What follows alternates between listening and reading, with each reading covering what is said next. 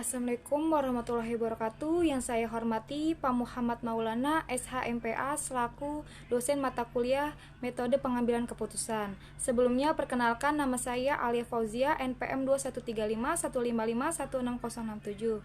Di video ini saya akan menjelaskan materi tentang CBA atau yang disebut dengan Cost Benefit Analysis.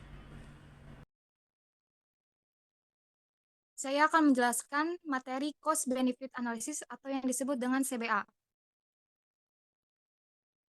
Cost, yaitu biaya, adalah nilai uang yang telah digunakan untuk memproduksi sesuatu, oleh karenanya nilai uang tersebut tidak dapat digunakan lagi.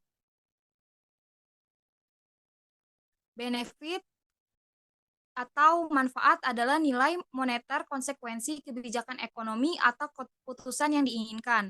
CBA mengukur biaya dan manfaat pada komunitas dalam mengadopsi sebuah tindakan seperti membangun bendungan atau membangun jembatan.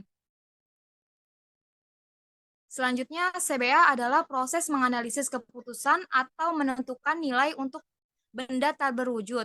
Caranya dengan mengidentifikasi manfaat dari suatu tindakan serta biaya terkait dan mengurangi biaya dari manfaat. CBA menghasilkan hasil konkret yang dapat digunakan untuk mengembangkan kesimpulan logis seputar kelayakan dan atau kelayakan suatu keputusan.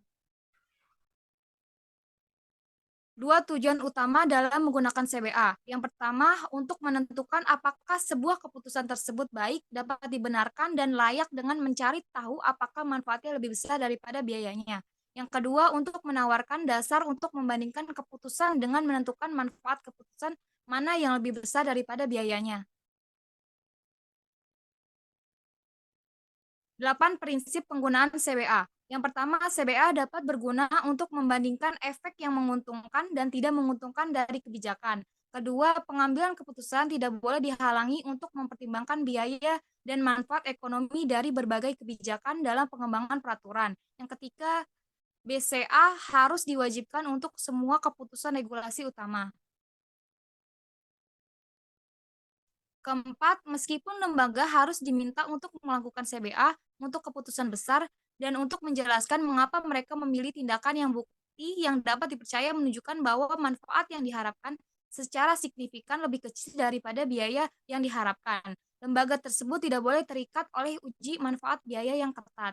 Yang kelima, manfaat dan biaya kebijakan yang diusulkan harus dikuantifikasi sedapat mungkin.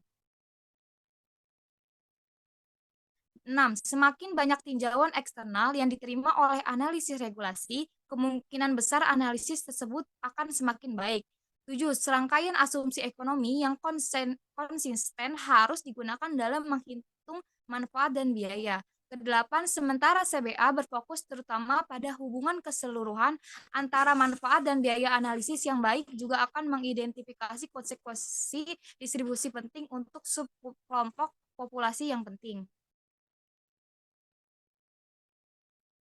Langkah-langkah CBA. Yang pertama, tetapkan kerangka kerja untuk menguraikan parameter analisis. Yang kedua, identifikasi biaya dan manfaat agar dapat dikategorikan menurut jenis dan maksudnya. Yang ketiga, hitung biaya dan manfaat selama asumsi umur proyek atau inisiatif. Yang keempat, bandingkan biaya dan manfaat menggunakan informasi agregat. Yang kelima, analisis hasil dan buatlah rekomendasi akhir yang terinformasi. Di sini ada contoh CBA perbandingan lokasi jualan. Jadi dengan menggunakan perhitungan CBA bisa dilihat bahwa lokasi Jalan Senayan dan lokasi Jalan Pejaten, lokasi Jalan Senayan benefitnya lebih tinggi dibandingkan lokasi Jalan Pejaten Barat. Jadi menggunakan CBA kita bisa mengidentifikasi nama lokasi yang lebih baik buat dijadikan usaha. Sekian penjabaran materi dari saya.